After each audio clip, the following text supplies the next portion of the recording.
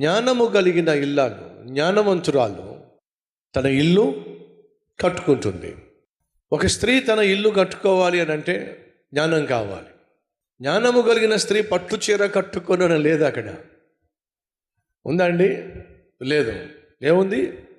ఇల్లు కట్టుకొనును అని ఉంది. ఏమనుకోకండి, చీరలు కట్టుకునే దాని పట్ల ఉన్న శ్రద్ధ ఇల్లు కట్టుకునే విషయంలో ఉందంటారా? ఒకసారి ప్రశ్నించుకోండి.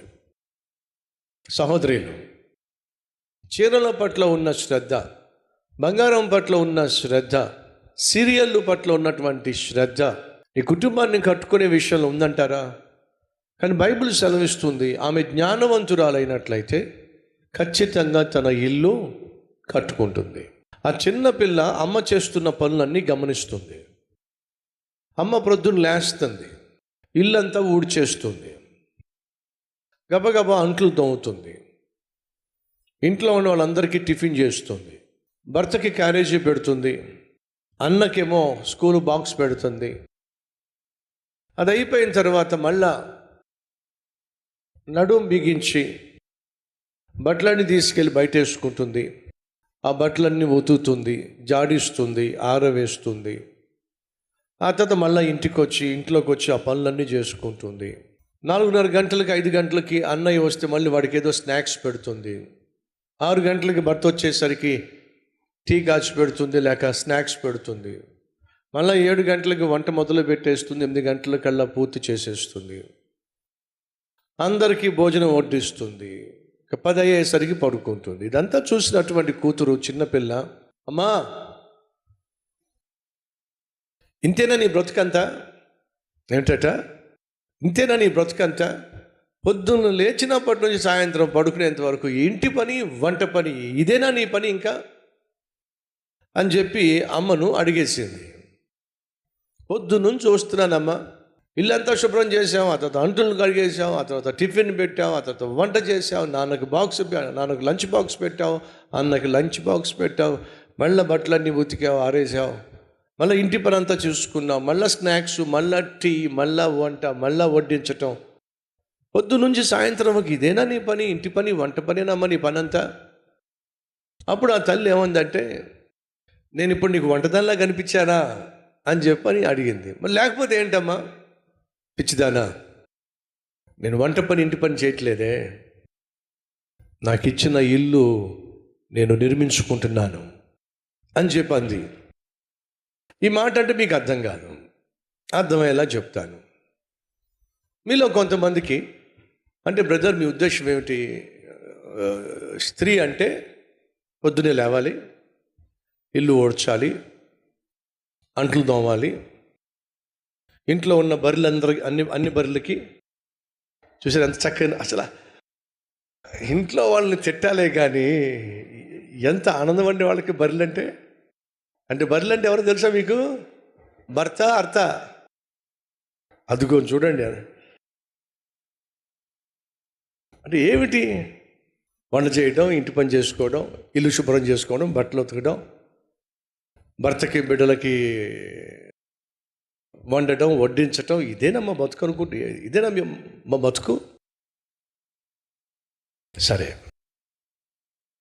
మీకు బంగారం లాంటి ఒక కోడల్ని పరిచయం చేస్తా. ఆమెను తెచ్చుకొని మీ ఇంట్లో కోడలుగా పెట్టుకోండి. బంగారం లాంటి కోడల్ని మీరు మాకు పరిచయం చేస్తారా? మా అబ్బాయికి బంగారం లాంటి కోడల్ని మీరు పరిచయం చేస్తే ఎవరో చెప్పండి. పొద్దున్నే లేవదు, 7 అయినా లేవదు, 8 అయినా లేవదు, 9 అయినా లేవదు. లేచిన వెంటనే అత్తా కొంచెం కాఫీ పెట్టు అడిగిద్ది. అత్తా కొంచెం టిఫిన్ పెట్టు అత్తా అంటది. మధ్యాహ్నం అయ్యేసరికి అత్తా కాస్త వండిందేందో డైనింగ్ టేబుల్ మీద పెట్టు అంటది. టీవీ ముందు కూర్చుంటుంది, టీవీ చూసుకుంటూ ఉంటుంది. మళ్ళీ సాయంత్రం అయ్యేసరికి 4-5 అయ్యేసరికి అత్త కాస్త కాఫీ పెట్టు అంటది. ఆ తర్వాత అత్త ఆకలి వేస్తుంది, సాయంత్రం అన్నం పెట్టు అంటది. 9 గంటలకల్లా దున్నపోతు అంటే మగాళ్ళకి సంబంధించింది. మరి మరి ఆడవాళ్ళని ఏమంటారు? సాధారణ ఒరే దున్నపోతులా పడుకున్నావురా అంటారు కదా, దున్నపోతులా పడుకున్నావు అంటారు కదా. మరి ఆడవాళ్ళు పడుకుంటే వాళ్ళని ఏమని తిట్టాలో చెప్పండి. అసలు మిమ్మల్ని తిట్టకూడదు. మిమ్మల్ని మీకు తెలుసో లేదో, దున్నపోతుని మగాళ్ళు అంటారు, కానీ ఎప్పుడైనా ఆడవాళ్ళకి ఆ పేరుందా? ఆ పేరు కూడా రాకుండా చేశారు వీళ్ళు. సరే, ఇప్పుడు అలాంటి కోడల్ని మీరు చేసుకుంటారా, చేసుకోరా? ఆ కోడల సిద్ధాంతం ఏమిటంటే, అత్త ఇల్లాలు అంటే ఇంటి పని వంట పని అనుకుంటున్నావా? బుద్ధి లేకుండా. నేనెందుకు ఇంటిలో వంట చేయాలి అత్త? నేనెందుకు ఇంటిలో వంట చేయాలి, ఇంటి పని చేయాలి, వంట పని చేయాలి అని చెప్పే కోడలు మీకు ఎంతమందికి కావాలో చూపించండి. వద్దా? కోడలైతే వద్దు, కానీ మీరు మాత్రం అలాగే చేయాలని ఆశపడుతున్నారు. ఇది ఎంతవరకు కరెక్ట్ చెప్పండి? అర్థమైందా? ఇప్పుడు ఆ తల్లి చెప్పిందంటో తెలుసా, నీకు ఇంటి పని వంట పని కనిపిస్తుంది, కానీ నేను ఇల్లాలుగా నా ఇంటి నిర్మించుకుంటున్నాను.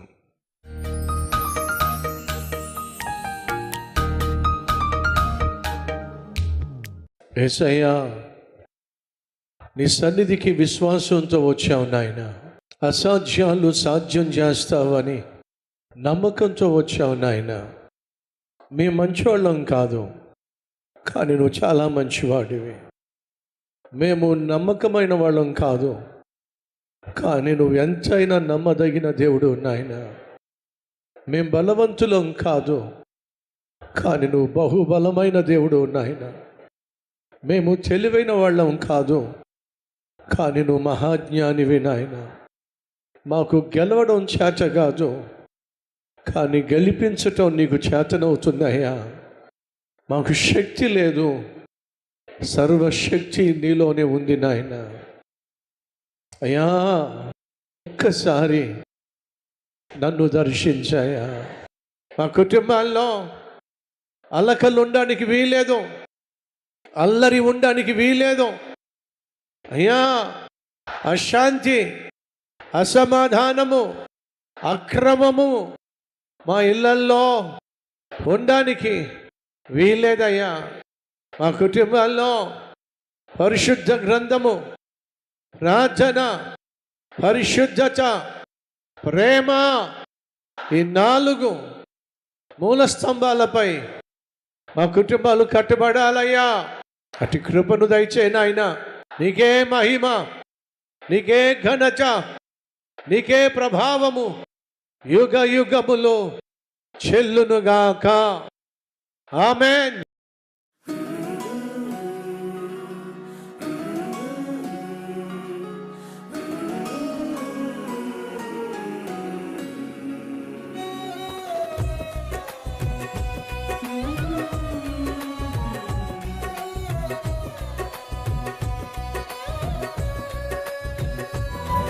ఇది మొదలుకొని మీ జీవితంలో దేవుణ్ణి చూపించే అద్భుతమైన ఆత్మీయులుగా వర్ధిల్లాలని మనసారా ఆశిస్తున్నాను.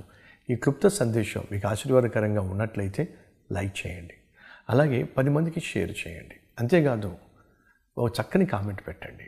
అది నేను చదువుతాను, దేవుని మహిమపరుస్తాను. మళ్ళా కలుసుకుందాం. అంతవరకు సెలవు.